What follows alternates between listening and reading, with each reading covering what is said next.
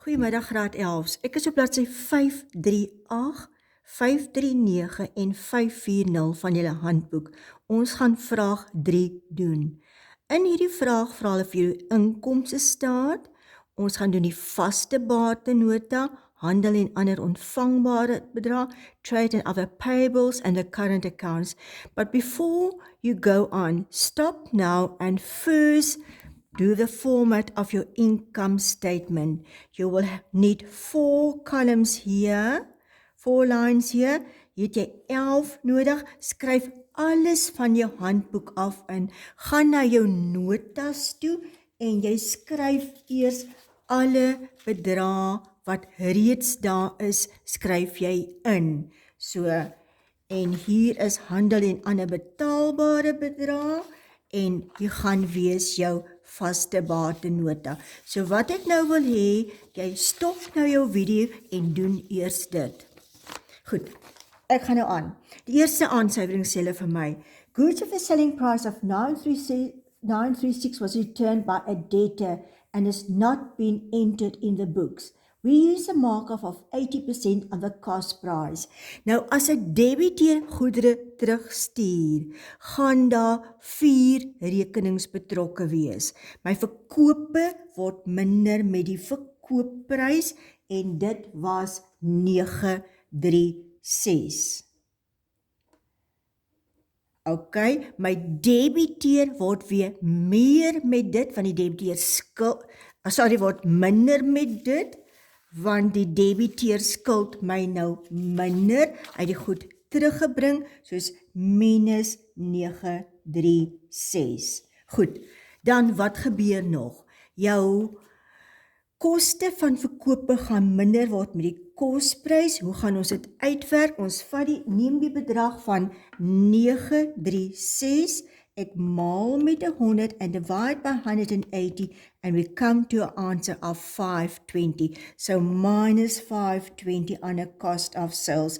Then it's going to have effect on trading stock deficit. So you're going to have a new expense, trading stock deficit. You start the balance in your trial balance. What's going to happen with stock? The stock being returned to you. So your stock is going to increase by 520. Goed, as julle by met hierdie een sover, dan die volgende wat hulle vir my sê, ek doen 'n voorraadopname en my voorraad is 85700. So, dis wat my boeke sê, dis wat ek tel, en dan kom ek uit by trading stock deficit amount of 2340. Goed, ons gaan na die volgende aansuiwering. Hulle sê skryf hoef dus your stationery to the left. It's going to decrease your expense for stationery for 410. And if you need to do the balance sheet, it will be part of stock consumable stores on hand. Ons gaan na die volgende een. Pretorius wat 'n skuld afgeskryf is in Desember. Hy kom betaal dit nou. Wat maak die boekhouer per ongeluk? Hy skryf reg in by bank, wat korrek is, maar in plaas van om 'n nuwe inkomste te skep, bad debts recovered, he put it in debtors. So by mistake, you have credited your debtors account, so now debtors must increase in trade and other receivables with 600 and, what's the amount being returned to you? 600 rand. And your bad debts recovered is going to increase with 600. I hope everybody understand. I quickly can explain it a little better. The debtor come and pay his account, bank is debited, which is correct with 600, but instead of credit bad debts recovered, which should be credited, he has credited debtors. So now we must take out this amount, so debtors must be debited and bad debts recovered must be credited. Let's go on to the next one. The next adjustment, they tell you, provision for bad debts must be 4% of the debtors. That is new work for grade 11. You calculate the new amount here. For debtors. Debtors was 32736 in your trial balance minus the 936 good being returned plus the 600, and I come to a balance of 32,400. Now they tell me my bad debts recovered must be 4% of this amount, so times 4%, and you get amount of 1296, which is your new provision for bad debts. So my previous provision was 1410. It's now 1296. It's going to decrease. When your provision decrease, the difference is going to be in income.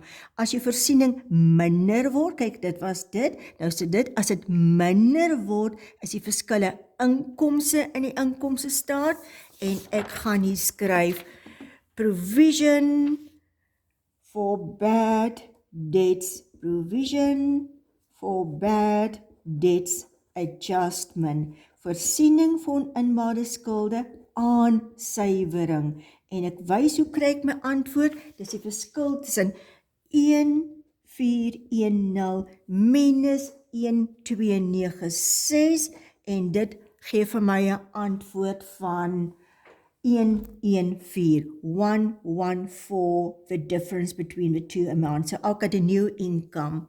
Goed, nou gaan ons aan na die volgende aansuiwering, wat hulle vir my sê, daar's weesalarisjoernaal.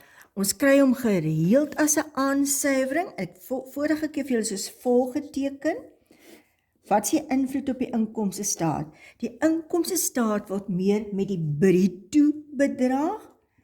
As jy die balansstaat gedoen het, sou jy hierdie bedrag geskuld het vir die SARS, so you owe it to SARS, you owe it to pension fund, and the rest you owe creditors for salaries. Kom ons kyk wat is die bedrag. Wat skuld ons vir SARS?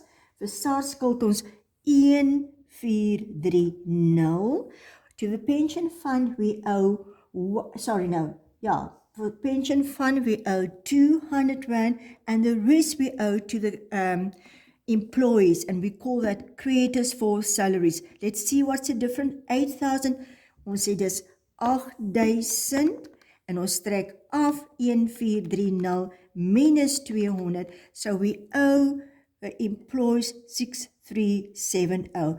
This will go to the income statement, that will go to the balance sheet. But now we also give a contribution for the pension fund.